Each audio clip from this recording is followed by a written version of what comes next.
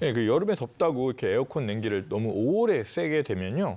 관절 건강에 역시 경고등이 켜질 수 있습니다. 네. 그걸 보통 이제 관절 냉방병이라고 부르기도 합니다. 냉방병이 그러니까 이게 관절에도 들 수 있다는 그런 얘기가 되겠네요. 그죠. 이렇게 너무 더운 여름에 정말 이런 냉기는 정말 구세주 같은 정말 좋지만 관절 건강에 좋지 않은 이유가요.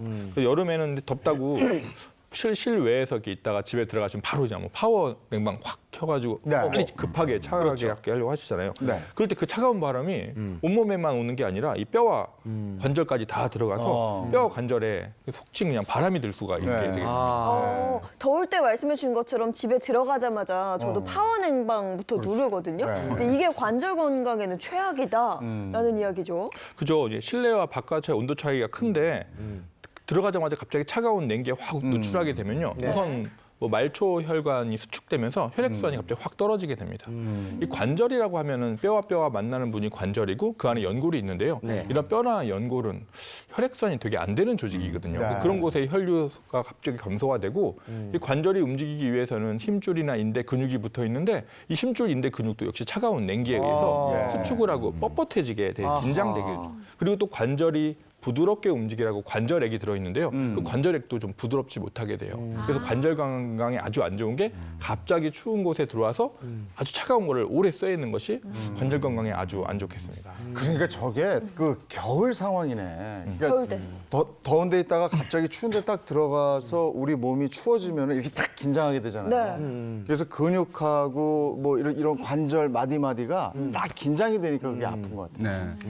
근데 이제 뭐 계속 이제 제가 자율신경 이야기를 하는데 그걸 네. 우리 스스로 조절할 수가 없어요. 이제 이렇게 혈관이 추운 상황에서는 혈관이 수축하는 이유는 체온을 빼앗기지 않기 위해서 수축을 하는 거거든요. 근데 모든 조직이 수축하니까 문제가 되는데 한의학에서도 관절 건강에 냉기는 독이라고 했습니다. 어려운 한자를 좀 써보면 풍, 한, 서, 습, 조, 화.